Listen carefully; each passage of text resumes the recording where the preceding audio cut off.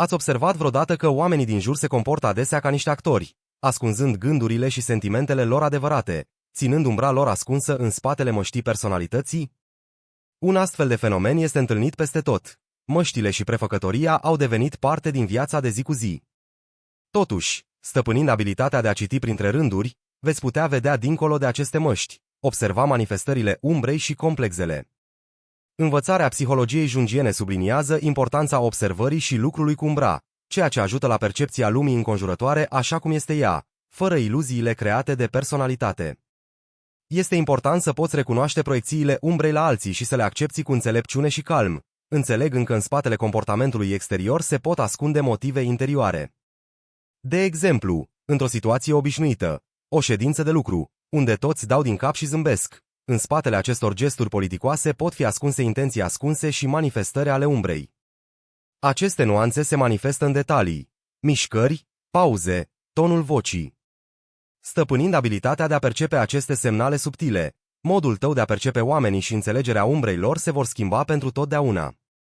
Să analizăm împreună ce ascund de fapt cei din jur în spatele cuvintelor și acțiunilor lor.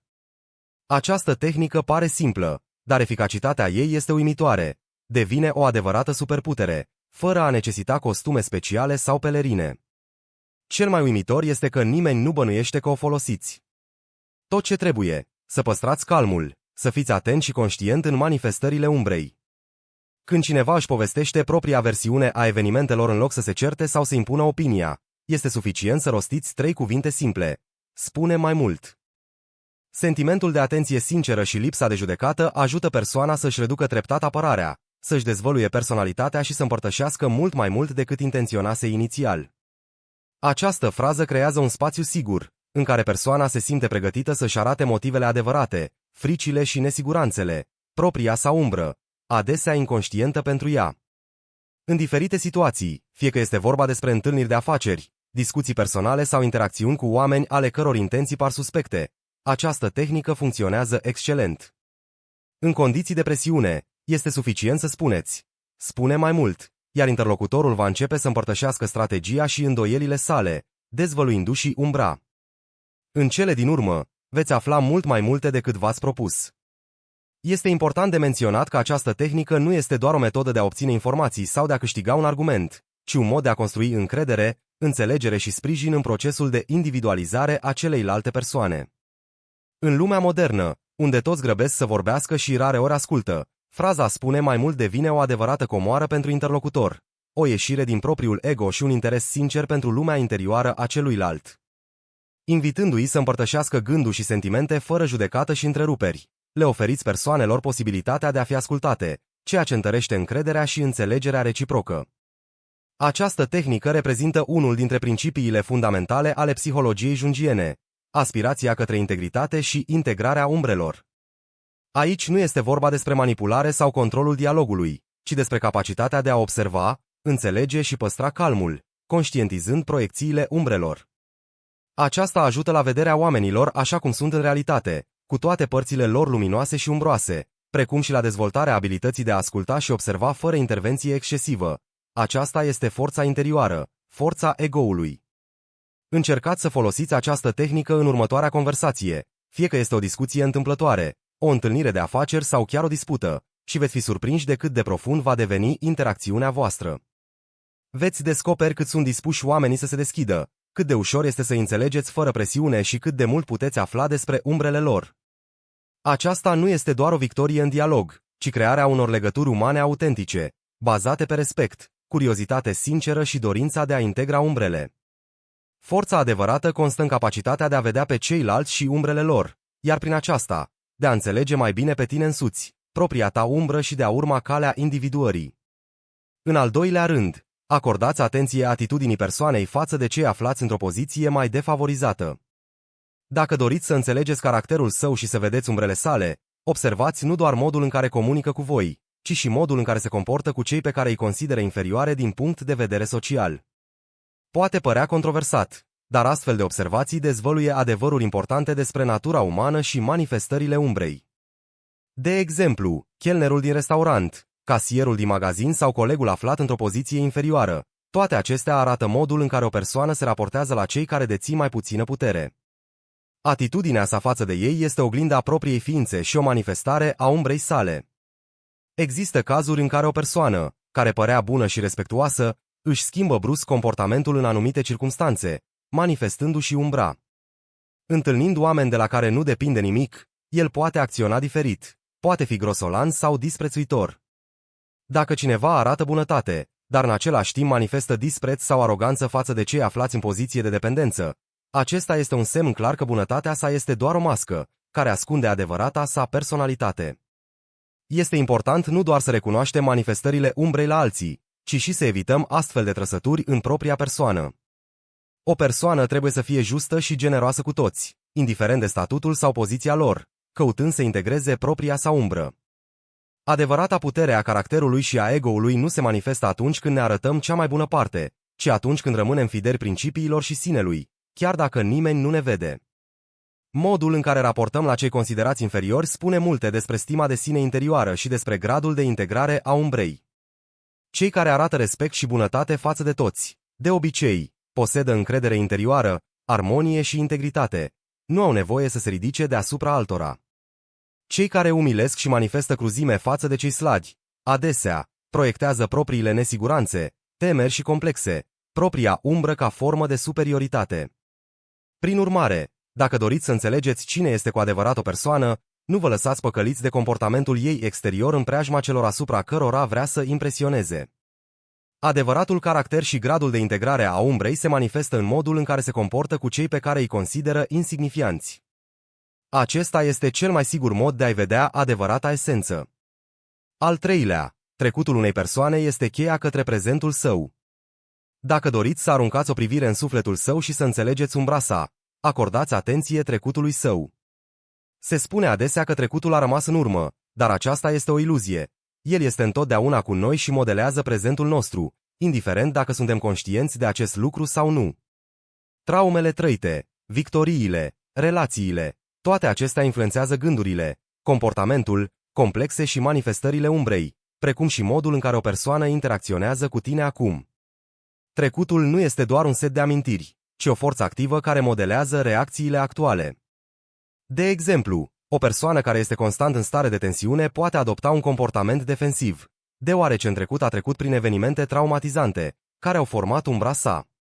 Cei care au crescut fără atenție pot ținti după recunoaștere constantă, compensând complexul de inferioritate. Iar cei care au fost rădați au dificultăți în a avea încredere în cei din jur. Proiecția umbrei prin intermediul trecutului ajută la înțelegerea motivelor și reacțiilor unei persoane, fără a justifica comportamentul acesteia, ci dezvăluind cauzele sale interne. Conștientizarea trecutului face parte din percepția clară a realității. Această abordare permite o înțelegere mai profundă a motivelor pentru care o persoană reacționează nu doar la circumstanțele actuale, ci și la trăirile sale interne legate de umbră. De exemplu, dacă un coleg caută constant confirmarea importanței sale, este posibil ca în copilărie să fi simțit lipsa iubirii sau recunoașterii suficiente. Sau, dacă o persoană se teme de refuz din cauza dezamăgirilor din trecut, reacțiile sale sunt o reflecție a traumelor nerezolvate. Înțelegerea trecutului altora ajută la o mai bună orientare în relații și poate deveni fundament pentru sprijin și ajutor în creșterea personală. Este important să ne amintim că a judeca o persoană doar după acțiunile sale este greșit. Mult mai important este să înțelegem ce se ascunde în spatele comportamentului, complexelor și conflictelor interne ale acesteia. Trecutul este o parte inseparabilă a personalității, iar pentru a înțelege cu adevărat o persoană, este necesar să vezi întreaga sa istorie, nu doar manifestările actuale. A patra tehnică constă în schimbările bruște ale tonului vocii, care pot indica minciuna sau disconfortul interior. Unul dintre cele mai evidente semne că o persoană ascunde ceva sau se confruntă cu un conflict interior este schimbarea vocii. În armonie cu sine, o persoană vorbește cu încredere, corpul și mintea fiind în acord. Dar, în cazul minciunii sau disconfortului, vocea începe să se modifice, tonul se ridică, apar nereguli în ritmul vorbirii, bâlbielii sau pauze lungi. Uneori, vocea devine mai moale, alteori, prea strălucitoare, ca și cum persoana încearcă să-și ascundă nesiguranța sub o mască. Aceste schimbări sunt un indicator sigur al tensiunii interioare. De exemplu, un coleg, de obicei sigur pe cuvintele sale, Își schimbă brusc tonul în timpul discuției despre proiect, ceea ce poate indica faptul că ascunde ceva sau are îndoieri cu privire la acțiunile sale. Este important să învățăm să observăm astfel de semne fără a le judeca. Ascultarea atentă și analiza schimbărilor de ton vor ajuta la înțelegerea lumii interioare a interlocutorului, chiar dacă cuvintele sale par încrezătoare. Nu trebuie să uităm că oamenii mint nu doar pe alții, ci și pe ei înșiși. Schimbările bruște ale vocii nu sunt întotdeauna un semn de manipulare sau înșelăciune. Uneori, acestea sunt un semn al luptei interne cu umbra, despre care persoana poate nici măcar să nu bănuiască. Dorința de a atinge armonia între gânduri, cuvinte și acțiuni este o sarcină importantă. În momentele în care tonul se schimbă brusc, merită să te întrebi: ce încearcă să ascundă? Ce conflicte interne se manifestă?